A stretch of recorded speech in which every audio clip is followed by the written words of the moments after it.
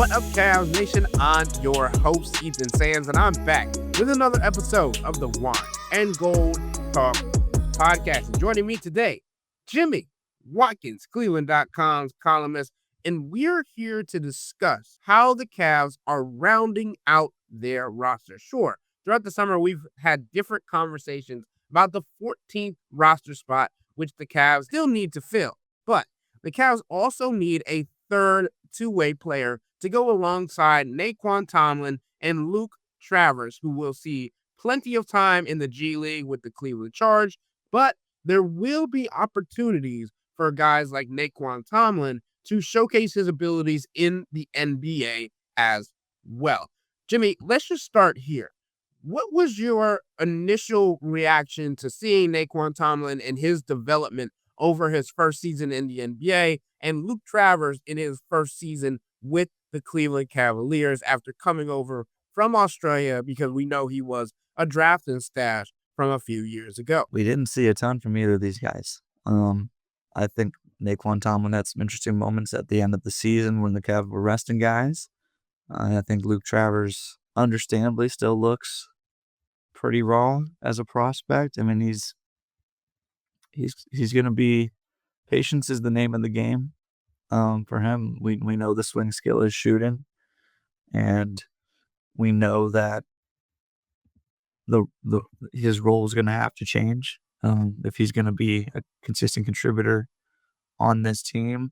These guys both feel like lumps of clay a little bit to me still, and they're I'll say this, I can more clearly envision the Nae'Qwan Tomlin role right now with the athleticism, with the jumper, having some promising moments, and with the size. I mean, I just think that when you're talking, the NBA will always give size another chance. Luke Travers, obviously, for his position, has the size as well. But when you're a guy that's going to have the ball, you're going to play on the perimeter. It's just a little bit different. Like that shooting skill is paramount to his NBA development. And again, we're looking down the line here. It seems like a very big picture conversation to have, given where the Cavs are right now. This is a situation where the core four is still trying to get over the top, but as we keep talking about, eventually, one of the core four probably ends up leaving, at least one, because of the second apron constraints. I think a lot of people would look at Jarrett Allen as a natural choice in that spot. So that's going to create a role for potentially someone like Nae'Qwan Tomlin, potentially like somebody who isn't on the roster right now, potentially somebody we're not thinking about right now. But I think the two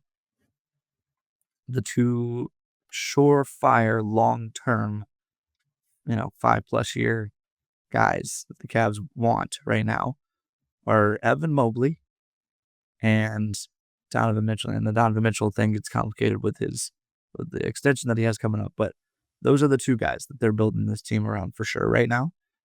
And that the rest leaves opportunities for guys like this. And I'll say that I know last year was Luke Travers' first year coming over, and Nae'Qwan Tomlin's for sure in the NBA. But we've talked about this when we gave these guys sort of a year in review, the end of last season. Guys get drafted over every day. New two-way guys come along every day. There's, as much as this is a long-term look and you're a mold of clay, there has to be urgency. This is your life as a two-way. It's keep the bigger picture, but also know that someone could take your spot at any time. Stressful existence is what it sounds like to me. 1,000%. And I think Nae'Qwan Tomlin might understand that a little bit better than anybody because of the whole JT Thor situation, where we had fluctuation of players and guys getting different contracts, getting different deals, and Nae'Qwan getting thrust into this role when he wasn't even on the roster before the season, right? So I think it's interesting to think about how these guys are in flux, and you make a great point, Jimmy. But I also think there's an understanding for them that they're still developing, and especially Nae'Qwan Tomlin, who didn't play high school basketball, didn't really play AAU basketball, really came up at Rucker Park instead of organized basketball until going to college. So I do think it's interesting to see how he'll develop and how he molds because of how in depth the training regimen is as now an NBA player, as such a youthful player when it comes to the game of basketball as a whole.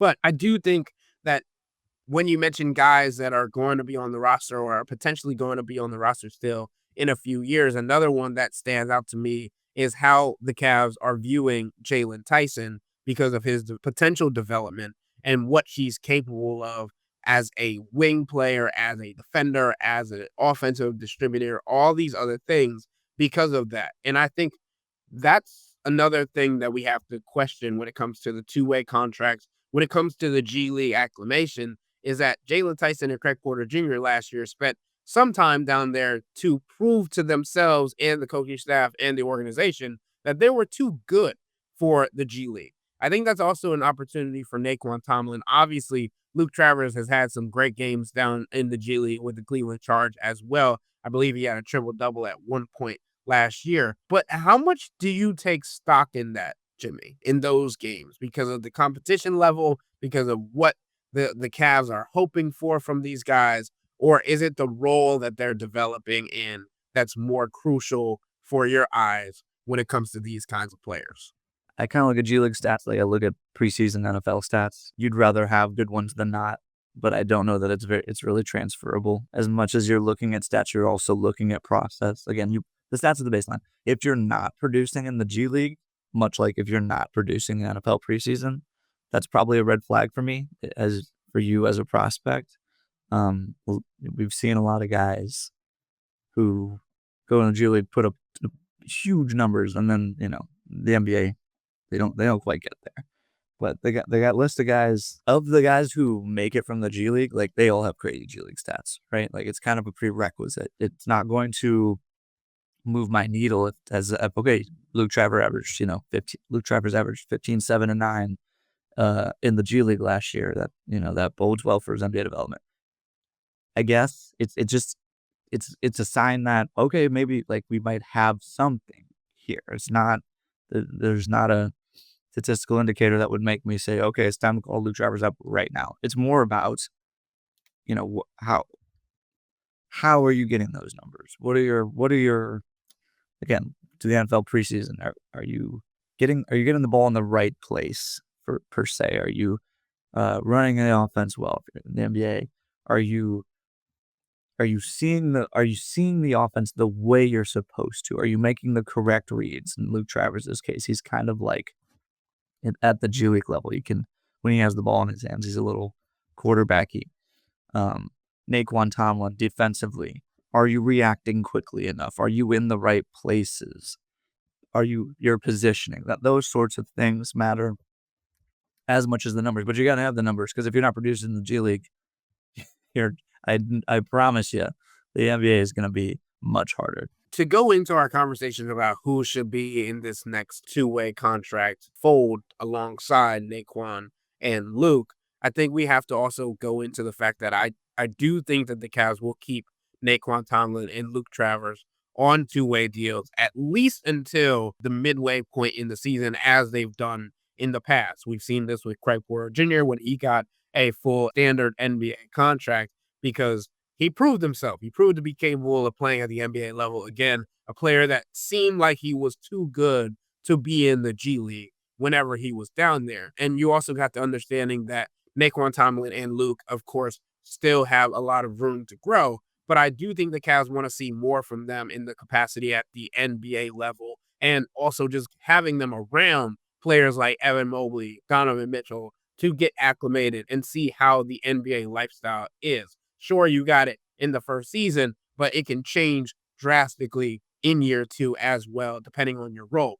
So I think that's something that is important to know. Like these two guys will still be, in my mind, on two-way contracts by the time the offseason comes to a close. The discussion for one of them to be elevated to the 15th roster spot instead of the Cavs going and getting one during the midseason trade deadline is where my mind is at, especially based on the track record and the history of the Cleveland Cavaliers in recent years, especially. But when it comes to the third roster spot, I do think Tristan Enaruna out of Cleveland State has shown has shown different visions of what the Cavs could enjoy using and could see himself fitting in to a mold of that, plus also being a Cleveland State guy will play in his favor. Jimmy, what do you think about this entire situation when it comes to the 3 two-way spots, Tristan Enaruna, what he was able to accomplish in Summer League or showcase in Summer League, and then where Nae'Qwan and Luke sit, especially what you think about the contract situation? I think this is what the Tristan Enaruna situation, and that's what Summer League's for. You take flyers on interesting players, and if they show you something, yeah, you give them a little bit more extended run. He's on Exhibit 10 right now, and he's an interesting player. If you want a longer look at him, then yeah, that's fine. Energy guy is a guy who that's a skill that can take you a long way, right? And maybe that's a guy that the Cavs want to get a little bit of a longer look at. When it comes to the 15th roster spot, a team like the Cavs, as much as they are trying to keep their feet in both the development track and the championship track, I think for a team like this, who particularly already has a couple injuries to start the year, and is trying to win a title, I tend to be of the mindset that if I'm a contending team, I want to keep that 15th spot open, and maybe save it for a buyout guy, or if there's a vet min guy that doesn't like what's going on, or that whose team that they joined is not going, their season not going the way you think. It's, small price to pay there to absorb them onto your team. I like flexibility with that 15th roster spot. I don't see any reason to rush, because like, let's be real, Nae'Qwan, Tomlin, and Luke Travers don't have a role on the 2024-25 Cavs.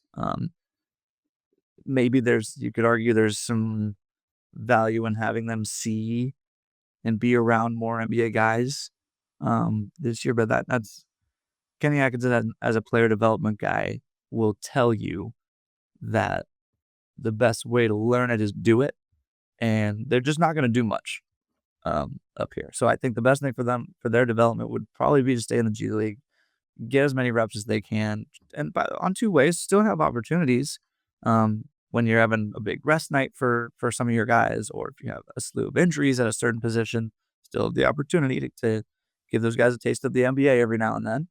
But yeah, I think you want to. It doesn't make sense for either side of that spectrum, in my opinion, to give the 15th roster spot for one of those guys, because they need the reps, and the Cavs could use the roster flexibility down the road. I wasn't thinking like now, as I was mentioning, like it would be a mid-season thing. It would be something that's decided around. I think if that happens, it will be because the Cavs don't anticipate having a buyout guy, or they think the buyout market's going to be dry, something like that. I also just think like the two-way, I'm blanking on the two-way like games limit right now. If it's like in the 20s or 30s or something like that, I just don't think those guys are going to get that close to that games limit. So why do you need to give them that 15th? I mean, it's possible. The answer would be they're killing it on the G League level, particularly in the areas that we talked about, where Luke Travers is reading the game at a super high level, and Nae'Qwan, Tomlin is taking a huge step in understanding defense and having an awesome season in that regard. That totally, I could see that. That's fair. But even like, I just think of the roster flexible, and we know that black bio guys don't tend to play very much. Like Javonte Green was a nice presence for the Cavs, and Kenny, I joked during the playoffs that you knew Kenny was mad when he put Javonte Green in the game, because he just wanted to see the energy go up, and that's what Javonte Green brought to this team. But it's nice to have that in your back pocket if an unexpected roster need does arise, or one of the buyout guys you just happen to really like, I still like that option better than giving it to one of these guys who, again, quite frankly, will be better suited for their development by staying in the G League, I think. Yeah, and I think that's fair. But to your point, the two-way players are limited to a maximum of 50 regular season games in the NBA. So to your point, they're not reaching that. That's not going to be a threshold that Nae'Qwan Tomlin and Luke Travers has to worry about. Because in the 2024-2025 season, even though Nae'Qwan Tomlin was a late acquisition, again, because of the waiving of JT Thor, he played in just 5 NBA games, starting in 1. Luke Travers played it, who was with the team for the entirety of the season, played in just 12, didn't get a start. So, yeah, I do think that's an important notion as well. And I think you're right in that facet, Jimmy.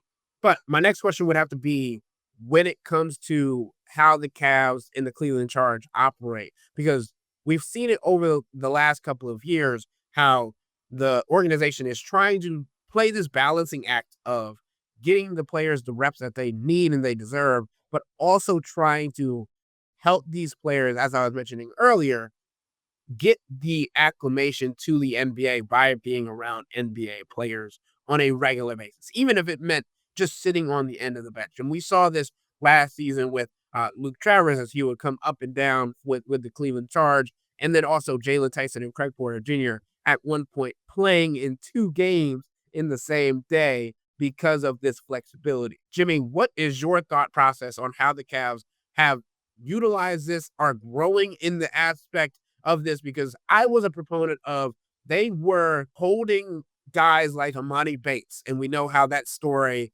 ended in Cleveland. Like, we're holding Amani Bates too much with the Cleveland Cavaliers on the end of the bench because they wanted him to mature. They needed him to grow up to see what was capable of or what the routines was and all the expectations that were set for him, but also not allowing him to get reps with the Cleveland Charge. It, in some facets, people may say that he just didn't get into a rhythm with the Charge, and that was a part of why his numbers were so bad. Because even back to your point earlier, Jimmy, you would rather have better stats than not in the G League. And if you're not able to produce, especially efficiency wise for a guy known as a pure shooter in the G League, you're not going to find yourself on an NBA roster. And that's now the situation for Imani Bates. So, overarching to ask you, Jimmy, do you think that they're doing better with this concept of balance between Cleveland Charge and the Cavs and helping them mature and develop at a young age? Or do you think they need to do more one way or another? I think this is such like a player by player basis. Like, it depends on what each player needs individually. Imani Bates, I was joking in my head like, oh, Ethan just said Imani Bates. That just means we got 3 angry subtexts about how the Cavs misused him or he should have been playing more or whatever. Guy like that is it's rare that a guy with his high school pedigree ends up in the situation that he's in, and so I mean, NBA teams will tell you that kind of pedigree matters, and those guys get a lot more chances than some other guys in their positions. Fans see that they get excited about it. I mean, it's just not very often that you have a guy clearly that talented who's riding the bench in the NBA. And I would say again, player by player basis with Imani, who did need to mature physically in a lot of ways, and maybe that was helpful to him to be around the guys like Donovan Mitchell and Evan Mobley, who see what they're doing every day with their bodies, see what it really takes, see what practice habits look like. Maybe that was the best thing for him, and I don't know, that didn't work out here, so you could argue it wasn't, but I also just think he was in a tough spot here. We've done entire pods about how what Imani Bates has been as a basketball player for his entire life is not what he was ever going to be with the Cavs. And frankly, it's probably not what he's ever going to be in the NBA at this point. But he was in a difficult situation. I think for guys like, and particularly for a guy like Nae'Qwan Tomlin, who's so new to the game, he just needs to play. He just needs to play, and we'll figure the rest out later. Luke Travers, new to the NBA, new to this culture. I think it's it's whatever you do with him, it would be good to give him some consistency because he's already turned his life around, turned his life upside down, I should say, so much to get here, right? But again, that's another guy who could use a lot of on-ball reps. So I think when it comes to moving guys for the sake of their rhythm, like their encore rhythm, I mean, buddy, that's the NBA. Like if you're in this situation, if you're a two-way player, the odds are overwhelming that your ceiling as an NBA player is gonna be like role player. Okay. And role players never get to complain about rhythm because you you just get you just have to produce when called upon. That's the game. And then when we have these conversations sometimes about um, guys like Dean Wade, who it's a chicken or the egg thing. Does Dean Wade get confidence because he gets more opportunities, or does he get more opportunities because he's showing you that he's confident, right? Um, the NBA, the only guys who get to really dictate their own rhythm are the guys at the top of the food chain. Your Donovan Mitchell's, Darius Garland's, Evan Mobley's, guys who have the ball in their hand all the time. Those guys, their rhythm matters the most. Everyone else um, is a cog around them, and sometimes you go a quarter without getting a shot up. Sometimes you're on the bench for a couple of games, and then you have to come in and play 15 minutes and shoot as well as you're shooting in practice. Like, whether that's fair, whether that's ideal for you as an individual player, it doesn't really matter. Role guys have to be the ultimate team guys. So this is it's an extreme version of it, but the two-way life is something of a facsimile of a preview of what's to come in your NBA existence if you can get there. So I think the more you can get comfortable with that discomfort, the better off you will be, even if it's very difficult. We all acknowledge that. 1,000%. And you mentioned Dean Wade, and I was going to get into him very slightly here in a second, but it also made me think, like, I think Luke Travers might have the same issue that Dean Wade does, the shooting confidence issue. Everybody says baseball is a thinking man's game. Basketball is a mentally strong people's game. Like, you have to be confident at every time. There's always a saying, Kobe Bryant, I'd rather go 1 for 30 because it says that I didn't stop shooting than 1 of 9 or whatever, because that means I gave up on myself. Dean Wade and Luke Travers have to have that confidence, no matter if the shot's going in or not, to take the shots available to them. And Luke Travers, who still hasn't hit an NBA 3, I should mention, his entire career coming over from Australia is based on knocking down shots, expanding his shooting game. We've talked about this at length, and I think he knows this because every time we come into the practice facility, that's what he's working on, his outside shot. So there's some kind of thought process going towards this, but sometimes there's a confidence issue, sometimes there's a skill issue, and I think we're still trying to figure out what that is for Luke Travers. Obviously, he's only been here for a year, but how that is going to even out is important for me to keep an eye on this coming season, because if it's a skill issue, that can be worked upon. It can be practiced. But if it's a confidence issue, as we've seen with Dean Wade, very hard to change. In that light, I do think that it is encouraging to these guys, Nae'Qwan Tomlin, Luke Travers, that the Cavs do have so many success stories when it comes to their Cleveland Charge players, right? Sam Merrill just got a boatload of cash because of what he was able to produce in his first season with the Cleveland Charge, right? He got brought up in his first season with the Cleveland Charge.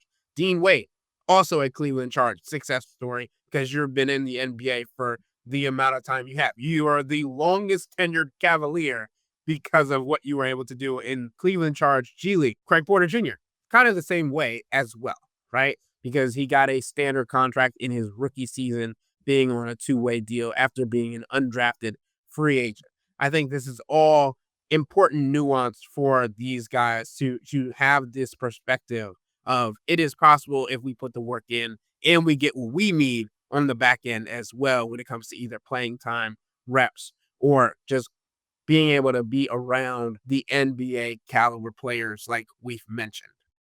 Yeah, it's got to help you in like the end of these second round conversations with agents, right? Like some guys, you get to a certain point, and some guys would just rather not be drafted. They'd rather control where they end up. And if you're the Cavs and you're on the phone with one of those guys and you have all these success stories to point to, like that's going to give you some credence over some of these other teams who are offering you different stuff, right? Even and that's crucial, of course, because the Cavs don't have roles to offer some of these young guys. I think you mentioned the Dean Wade Luke Travers corollary. I had two straight thoughts there. One, the Kobe quote. Sometimes the worst people take that Kobe quote to heart, and it's like, no, not you. You don't need to be going 1 for 30. But like it applies to everyone in some regard. Like if you're a guy like Luke Travers, a guy like Dean Wade, who 3-point shooting is your swing skill, and that's how you're gonna not only like your development swing skill, but like your stay on the court swing skill. Like we all know, like the only way Dean Wade's gonna get chastised by Kenny Atkinson is he's passing down open shots. Luke Travers, that's gonna be your opportunity to change people's minds and get you start having you jump people in the hierarchy of the organization. You're going to need to start making some threes, and it's like on a smaller scale. I'd rather you go 1 for 5 than 0 for 1. You know what I mean? Like, please keep firing those things. I would also say for a guy like Luke Travers, has such an interesting combination of size and skill. Some of these guys straight up like shooting is so like, yes, we have all these super highly paid NBA coaches. Chip Engelland exists. He's the shot doctor, right?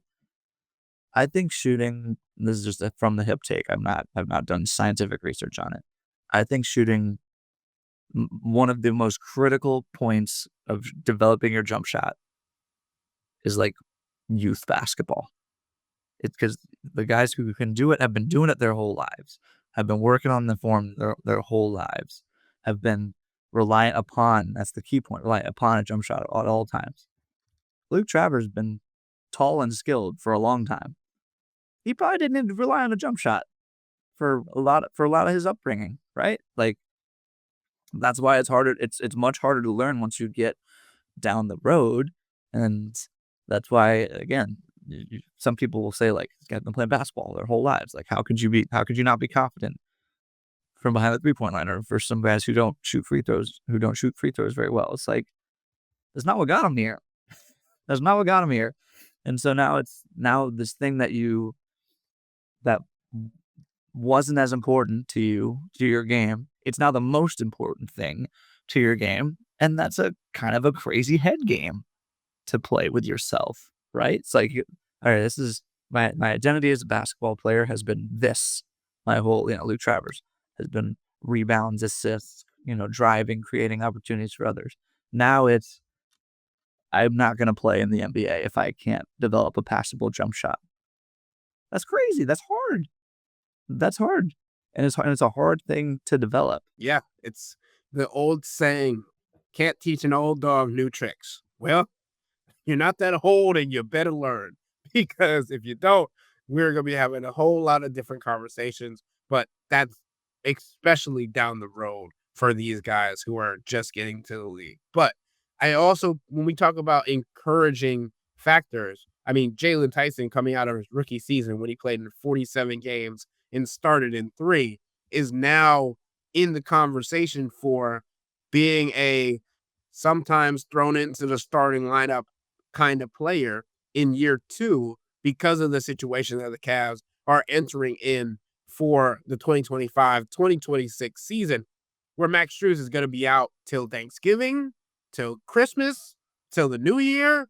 Who knows, right? Because of the ramp-up period that he'll need before he'll be able to come back to the court at full strength as well. It's going to be an opportunity for Kenny Atkinson to do what he loves to do, Jimmy, play with lineups, whether that's DeAndre Hunter in the starting unit, whether that's Dean Wade in the starting unit, whether that's Jaylen Tyson in the starting unit. Heck, whether Kenny Atkinson says that he wants to move Sam Merrill down to the 3 and start Tyrese Proctor. Who knows what Kenny Atkinson is going to do to start this season because of what injuries he's going to have to go around, especially when it comes to Darius Garland and Max Strus not likely to be available for the start of the season. I think it's interesting about Jaylen Tyson in particular because we do have subtexters and fans who are ready already to start putting him in the starting unit and letting him run alongside the core four. And while I think that is probably the best suited position for him to be successful in a starting unit, again, Darius Garland's not going to be there, right? So that's not the core four. It's the core three. And some of what Darius Garland does alleviates some of the issues that Jaylen Tyson has on the floor. Ball handling is something that we're still trying to see at the NBA level, even though he was a point guard at Cal for his last year in college before getting drafted with the number 20 overall pick by the Cleveland Cavaliers.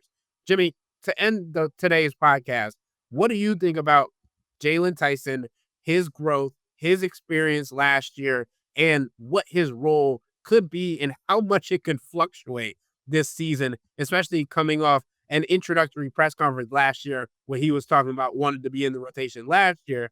I think he's going to get a true test, a true opportunity to start this year and to be able to hold that position for the remainder of the season. Yeah, I think last year, I think he did a good job filling the gaps, doing what was asked of him, and understanding this is going to be a completely new situation for him. New role, new responsibilities, all that stuff.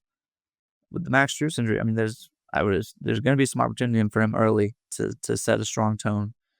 And I think it's going to be more of the same. Like, the Cavs will just want more of what he did last year.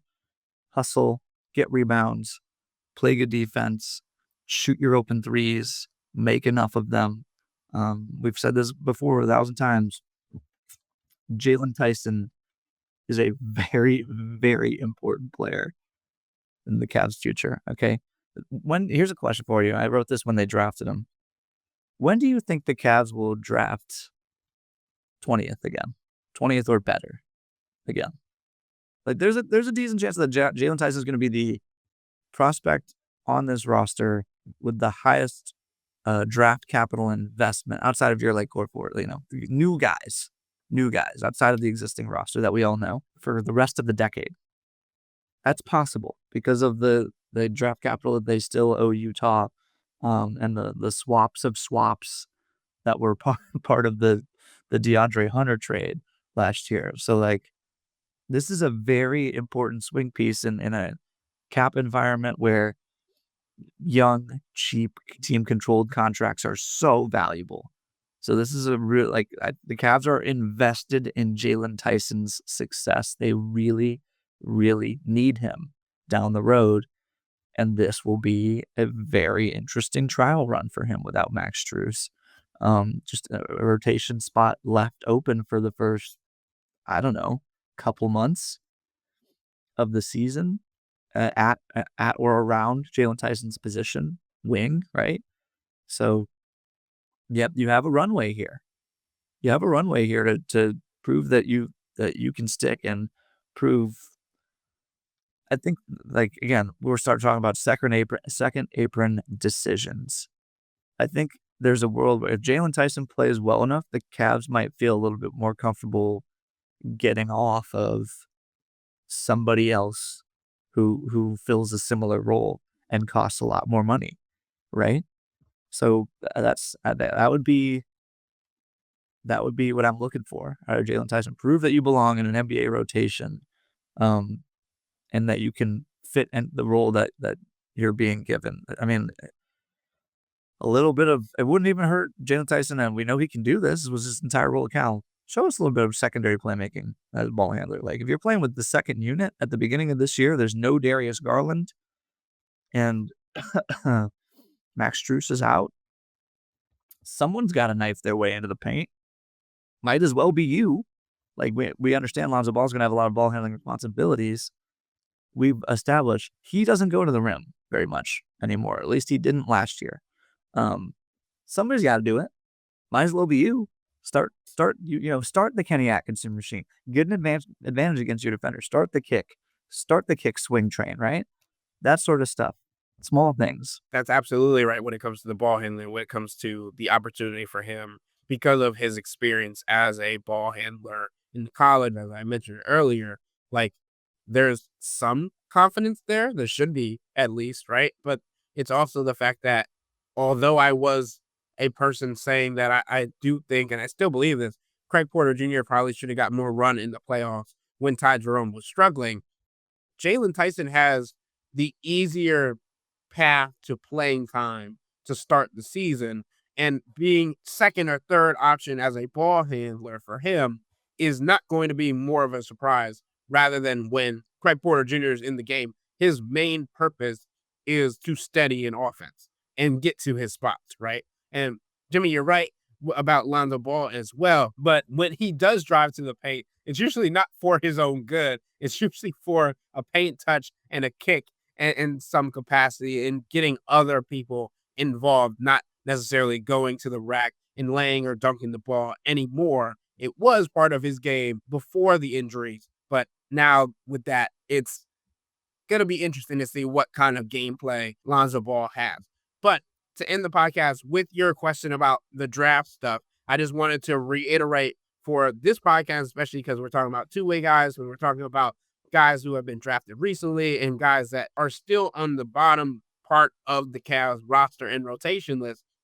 The Cavs have a first-round pick that the San Antonio Spurs will receive the more favorable pick in 2026. They also have a second-round pick that year. But after that, the next time they have a first-round pick is in 2028. But the Utah Jazz has the right to swap those picks as well. And then the next time is 2030, and then again in 2031 when they have first-round picks. So it's going to be an interesting development as to where the Cavs draft over the next few years, but also the fact that when they do draft in the first round in quote-unquote recent years to come, it is in part with another team having some kind of stipulation to those draft rights. So I think it's going to be extremely interesting to see what shakes out when it comes to all of that. But with all that being said, that'll wrap up today's episode of the Wine and Gold Talk podcast. But remember to become a Cavs insider and interact with Chris, me, and Jimmy by subscribing to Subtext. Chris is going to be off for a good majority of September, but we're going to keep the ball rolling, and I'm going to need your help to do it. Send in questions, ask us anything you want, and we will get into it as much as possible over the next month so we can still give you the content that you need and that you deserve. Sign up for a 14-day free trial or visit cleveland.com/Cavs and click on the blue bar at the top of the page. If you don't like it, that's fine. All you have to do is text the word STOP. It's easy, but we can tell you that the people who sign up stick around, because this is the best way to get insider coverage on the Cavs from me, Chris, and Jimmy. This isn't just our podcast, it's your podcast, and the only way to have your voice heard is through Subtext. Y'all be safe. We out.